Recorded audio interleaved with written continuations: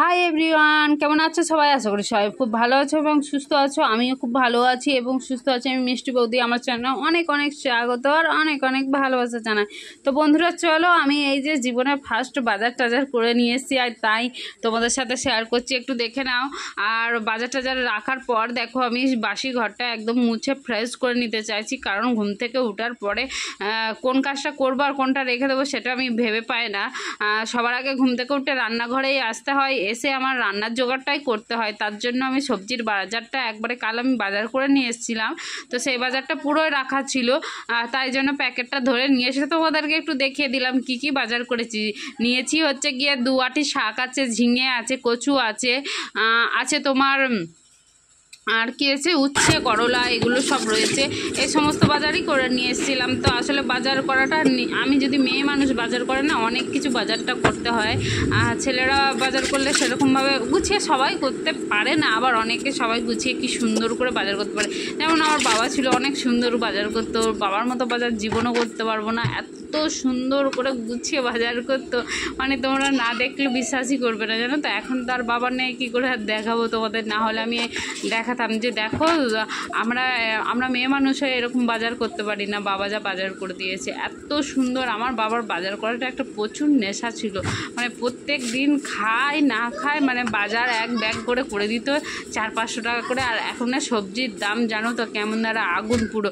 আর বাবা মারা গেছে বেশি দিন হয়নি, 6 মাস মতো হবে। তার আগে বুঝতেই পারছো যে অনেক আগে মারা গেছে, অনেক আগের কথা বলছি না, অনেক আগের কথা বলিনি আমি, মাত্র 6 মাস হয়েছে, বেশি দিনও হয়নি। ঠিক আছে, তো চলো তারপরে গিয়ে দেখো এখানে আর কতটা সবজি নিয়ে বসে পড়েছি। আমি আজকে রান্নাবান্না করব, আজকে ঠিক করেছি কোনো মাছ হবে না, কোনো মাংস হবে না। তো আজ হবে শুধু অনলি ডিম সিদ্ধ, আলু সিদ্ধ আর শাক ভাজা আর টক হবে, কচু, আলু, বেগুন যা আছে সব সবজি দেব, সবজি দিয়ে একদম একটা টক করে দেবো, যাতে জম্পেস খেতে হয়, 60 ভাত ভিতর দিয়ে চলে যায়, কোনো একদম মানে আটকানোর কোনো মানেই হয় না। ঠিক আছে, একদম স্লিপ খাবে, টকের টক টক টক টক করবে আর 60 নিচে দিয়ে গড়িয়ে যাবে হরাস করে। ঠিক আছে, তো চলো আজকে দুপুরের খাবারটা বেশ ভালোই ছিল, মজাদারই ছিল, কারণ রোজ রোজ মাছ আর মাংস খেতে খেতে মুখটা পুরো একবারে যাচ্ছে তাই হয়ে গেছে বলার মতো না। যাই হোক, আমরা শাকটা খুব কমই খাই, কিন্তু শাক যখন খাই আবার তখন একদম মানে পরপর দিন খেয়েই যাই, আর যখন খাই না তো একদমই খাই না। তো আজকে না বাজারটা কাল করেছিলাম, তো সেই জন্য আমি দুটো আগেই শাকটা আগে হাতে নিয়েছি, বাজারে গিয়ে যে আমরা শাকই খাই না, শাকটা আগে হাতে নিয়েছি। শাকটা না নিলে পরে শাক আর নেওয়া হবে না, সব বাজার হয়ে বাড়ি চলে আসবো। তো সেই জন্য আমি শাকটা আগে হাতেই মানে ভরেই নিয়েছিলাম, বাজারের থলি নিয়ে যাইনি, আসলে প্যাকেট ছিল। এখন সব সবজির দোকানে বড় বড় প্যাকেট আছে, এখন আর সবজি বাজার করার জন্য কোনো চিন্তা ভাবনা করতে হয় না। আমি তো আসলে বাজার করতে যাইনি, আমি গেছিলাম দোকানে কাজে, তো ভাবলাম একটু ঘুরতে ঘুরতে দেখি কি বাজার দিয়ে, তো গিয়ে দেখি সবজিগুলো বেশ টাটকা টাটকা, দেখে তো আমি লোভ সামলাতে পারলাম না, সেই লোভে আমি বাজারটা করে নিয়েছি। কিন্তু দেখো একটা কথা, বাজারে গিয়ে যে ক্যামেরা অন করব তোমাদের দেখাবো যে দেখো সবজিগুলো কত সুন্দর, আমার না ভীষণ লজ্জা লাগে যে মানে কি বলবো তোমাদের। হ্যাঁ আমি জানি এখানে পাবলিক স্পেস, মানে প্রত্যেকটা লোক দেখছে ভিডিওর মধ্যে, কত লোক দেখে তার কোনো ঠিক ঠিকানা নেই। হ্যাঁ, কিন্তু তারপরেও মানে নিজের এলাকার মধ্যে হলে না কেমন একটা জানি লাগে, সেই জন্যই আর কি, আর কিছু নয়। দেখো ভিডিও হচ্ছে গিয়ে তুমি ভাইরাল হও আর নাই হও ভিডিও করে, কিন্তু তোমার পাশাপাশি পাড়া বা গ্রাম বা একটা নিজের এলাকার মধ্যে তুমি ঠিকই ভাইরাল হয়ে যাবে। যখনই দেখবে ওই টিকটকার আসছে, আসলে টিকটকার নামটা আমাদের জীবনে মুছবে না আমাদের গা থেকে। তা যাই হোক, যে যার নামে ডেকে যদি খুশি হয় তো হোক, আমার কোনো যায় আসে না। আলু সিদ্ধ বললাম না, এই যে আলুগুলো নিয়েছি, বড় বড় দুটো আলু নিয়েছি, কারণ আলুটা দেখো আমি সবজি কিনেছি, আলুটাই কিনিনি, আসলে বড়মশাই আলু কিনে নিয়ে এসেছিলো, জানো তো, আলু এনেছিল ও প্রায় 3 কেজি মতো আলু কিনে নিয়ে এসেছিলো, তার জন্য তাই দিয়ে আমাদের কিছুদিন চলেই গেল। আর আজকেই ছিল লাস্ট দিন আলু শেষ হওয়ার, সেই জন্য আলু নেই। তো আমি ভাবলাম আলু থাকতে হবে না, আলু খাওয়াটা একদমই কমিয়ে দিতে হবে, যেহেতু আলুর দাম 45 টাকা কেজি যাচ্ছে এখন, তো এত আলু খাওয়া সম্ভব নয়, আর আমাদের আলুটাই বেশি লাগে সব থেকে। আমি তো সেটাই বড়মশাইকে বলছিলাম আমি কীভাবে চালাবো, আলু ভাজাই লাগে, আলু তরকারিতে লাগে, আলু ভাজা, আলু তরকারি, চচ্চড়ি, যা বলবে সে যাবতীয় মাংস সমস্ত কিছুতে আলু আগে চাই।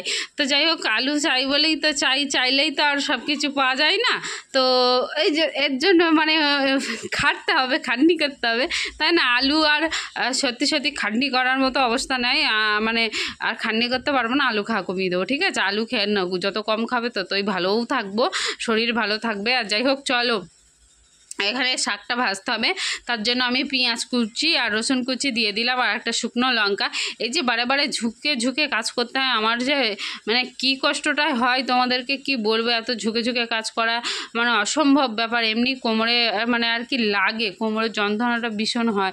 একটা মেয়ের দেখবে বাচ্চা হওয়ার পর থেকে এনে কোমরের যন্ত্রণাটা মনে হয় যেন বেড়ে যায়। জানি না কারোর যদি হয়, আমার ভিডিও দেখে থাকো তো একটু বলো তো। আমার হয়, বাবু হওয়ার পর থেকে এরকম কোমরের যন্ত্রটা আর কি বেড়েছে বেশি। তো যাই হোক চলো, এখানে আলুগুলো রাখলাম, আলুগুলোকে কাটবো। আর এখানে টকের জন্য দেখো আমি তেঁতুল গুলছি, আর টকের আলু সিদ্ধ হয়ে গেছে। টকের আলু সিদ্ধ হওয়ার আগে যদি আমি টকের মধ্যে তেঁতুলটা দিয়ে দিই, তো দেখো তেঁতুল দিইনি তাও টক টক করছি, তেঁতুল দেওয়ার পরই টকটা বলে ডাকতে হয়। তো যাই হোক, তেঁতুল ওর নামেই হয়েছে যে টক বানাবো, তেঁতুল তো দেবই, সেই জন্য তার আগে থেকেই টক টক করছি। তো ওটা আলু সিদ্ধ হওয়ার আগে যদি দিয়ে দিই না, আলু আর যেই সবজিগুলো আছে পুরো ছিটকে থাকবে, সিদ্ধ হতে চাই না, ওই জন্য টকটা সে একদম নামাবার সময় লাস্টে দিই। আর ওখানে দেখতে পেলে আলুগুলো শুধু খোলা ছাড়ানো ছিল, দিয়ে গোটাই ছিল, ওগুলোকে পিস পিস করে নিলাম, ডিমটা দিয়ে দিলাম, জল দিয়ে দিলাম। তো প্রেসারে রেডি করে রাখলাম, শাক ভাজাটা নামিয়ে দিলাম, প্রেসারটা বসিয়ে দিলাম। তো চলো শাক ভাজাটা এবারে একটুখানি নেড়ে চেড়ে একদম সুন্দর করে গুছিয়ে নামিয়ে নিলাম। এই দেখো শাক ভাজাটা খুবই সুন্দর হয়েছিল আর খেতেও খুব টেস্টি হয়েছিল। যেহেতু শাকের মধ্যে পেঁয়াজ আর রসুন দিয়েছি, সবথেকে বেশি কি হয় বলো তো, শাকের মধ্যে যদি রসুন একটু বেশি দেওয়া হয় না, খুব ভাল লাগে খেতে। শাকের মধ্যে রসুনটা ভীষণ ভীষণ ভালো লাগে, শাকে পেঁয়াজ আর রসুনটা খুব ভালো যায়, খুব ভালো লাগে। যেমন ধরো কাঁচা পেঁয়াজ শাকের সঙ্গে খুব ভালো যায়, এটা ভাজার সময়তেও তাই। যদি রসুনের সঙ্গে এক কুচি পেঁয়াজ দেওয়া হয় না, দারুণ হয় আর দারুণ লাগে খেতে। আর চলো, এখানে টকেও যেমন পেঁয়াজ লাগে তখন আর শাকেও পেঁয়াজ লাগে। আজকে দুপুরে জমিয়ে টক আর শাক দিয়ে তো ভাত খাবোই খাবো। আর দেখো আমি এখানে সব নেওয়ার পরে দেখো এই বাবুকে বসেছিলাম সিটি মারতে, দেখেছো কেমন সিটি একটা দিল। আর এই বাবু এখন চড়বার চড়বার করে ফুটছে, টক যেহেতু দিয়ে দিয়েছি ও আনন্দে আর ফুরফুর ফুরফুর করে ফুটছে। আর ও তো সিটি মেরেই যাচ্ছে, ওকে যত বলছি বাবা চুপ কর, কোনো চুপচাপ নাই, ও পুরো এখন মানে টক দেখে আর সামলাতে পারছে না, ও ইন্টার সিটি মারছে। তো যাই হোক চলো, সব তরকারি নামিয়ে নিলাম, আমার সমস্ত কমপ্লিট হয়ে গেছে। এবার শুধু রয়েছে একটুখানি তেল ফুটিয়ে নেব, মানে লঙ্কা ভেজে নেবো, যেহেতু আলুটা আর ডিমটা সিদ্ধ করেছি ওটা মাখার জন্য। আর এদিকে ভাতটা ফুটুক, ভাতটা সবার আগে ফুটিয়ে নামিয়ে রেখেছিলাম। আর এদিকে রয়েছে পেঁয়াজটা, দেখতে পাচ্ছ তেল লঙ্কাটা বেশ একটু ফুটে গেলে, ভাজা ভাজা হয়ে গেলে, তো তেলের মধ্যে এই কাঁচা পেঁয়াজটা ছেড়ে দেবো। আসলে কাঁচা পেঁয়াজটাই আমার খুব ভালো লাগে খেতে আলু সিদ্ধর মধ্যে, কিন্তু আলু সিদ্ধ এই কাঁচা পেঁয়াজটা দিলে আমরা তো দুপুরে ভাত খাবো, সেই 2-2:30 বেজে যাবে, তখন এই আলু সিদ্ধ মাখাটা না আর খাওয়া যাবে না, আসলে কাঁচা পেঁয়াজের গন্ধ উঠে যাবে। সেই জন্য আমি এখানে গ্যাস অফ করে পেঁয়াজটা দিয়ে দিলাম ওই তেলের মধ্যে, কড়া তেলের মধ্যে দিয়ে দিলাম, ওতে যা একটু আর কি ভাজার যে কাঁচারি ভাবটা থাকে পেঁয়াজের সেটা কেটে যাবে, তাহলে সেটা কেটে যাওয়া মানে আলু সিদ্ধ মাখাটা নষ্ট হবে না। যাই হোক, পেঁয়াজের গন্ধ হয়ে গেলে তখন আর খাওয়া যেত না। আর এটা ঠান্ডা হোক, আমি আলুগুলোও চটকে দিয়েছি, ডিমটাও চটকে দিয়েছি, তারপর চলে আসলাম এখানে জল ভরতে। চলো সব কিছুই তো রেডি হয়ে গেল, সব কিছু রেডি করার পর একদম জলগুলো ভরে ফ্রিজের মধ্যে ভরে দেবো, কারণ দুপুরবেলা একটু ঠান্ডা জল না হলে প্রাণটা জোড়ায় না গো। আর মানে রান্নাঘরে যে জলটা রাখা আছে সেই জলটা দুপুরে একদম খাওয়াও যায় না, এতটা পরিমাণ গরম হয়ে যায় তোমাদেরকে বলতে পারবো না, এতটা গরম হয়, তখন আর মুখে দিলে মনে হয় গরম জল খাচ্ছি ফুটানো। তো যাই হোক, তারপর ওগুলো ফ্রিজে রেখে আসার পর দেখো আমি এখানে যেই বাসনগুলো গামলার মধ্যে ছিল ধুয়ে এনেছিলাম সেগুলো এখন উপর দিয়ে দিচ্ছি। তো এগুলো উপর করে দিয়ে তারপরে নেক্সটের কাজবাজগুলো সারতে হবে, আরও কাজ আছে সেগুলো।